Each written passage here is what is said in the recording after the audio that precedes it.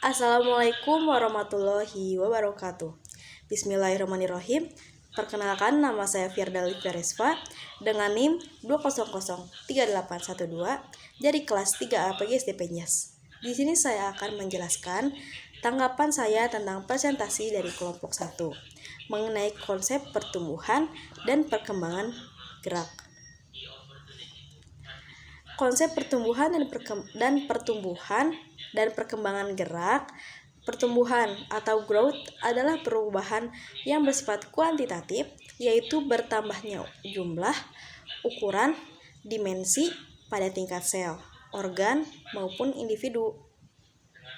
Maupun perkembangan atau development adalah berkembangnya yang bersifat kuantitatif dan kualitatif. Konsep ini berkaitan dengan interaksi dan sifat orang yang anak yang dipelajari oleh psikologi. Teori psikologi adalah teori yang paling mudah dipelajari, yaitu sekitar 1800-an. Tetapi manusia memperhatikan dan mempelajari tentang pergerakan manusia.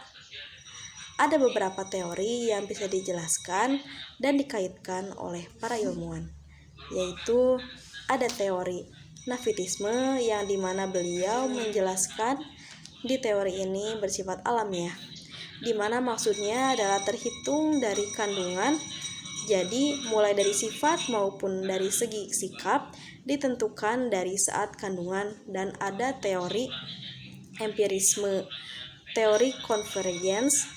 Ini menjelaskan tentang anak itu berkembang dari internal dan eksternalnya, di mana internal itu sebuah keturunan genetik yang kodratnya sudah ada dan lumrah saat anak itu lahir. Dan ada teori interaksionalisme. Teori ini berkaitan dengan interaksi sosial anak.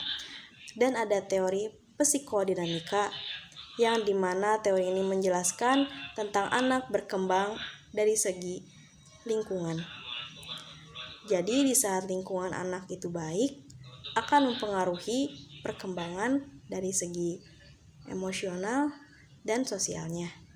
Saat itu forum diskusi bertanya tentang suatu keterlambatan pertumbuhan, akan ada keterlambatan dari segi fisik dan terjadilah stunting karena pertumbuhan bertambah ukuran jika perkembangan adalah berkembangnya dari segi kognitif dan psikomotorik.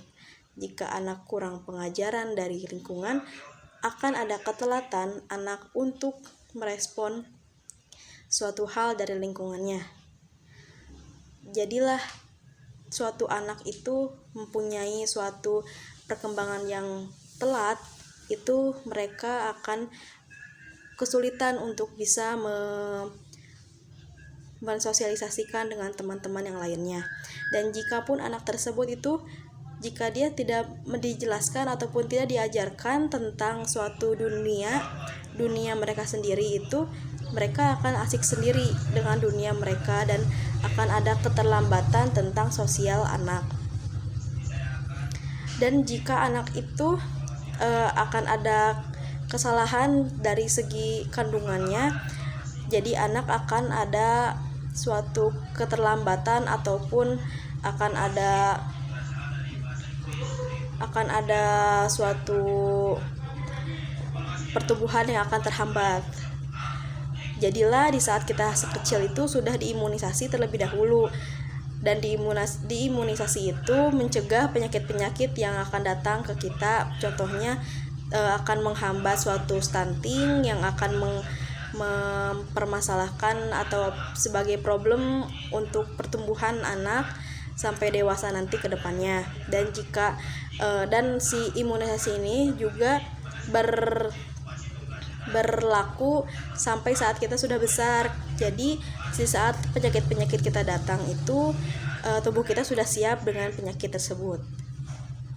Dan jika anak tersebut, contohnya anak tersebut tidak diberi imunisasi, akan gampang terserang penyakit dan akan gampang juga untuk susah menjadi tinggi ataupun bertumbuhnya, itu akan menjadi masalah terlebih itu.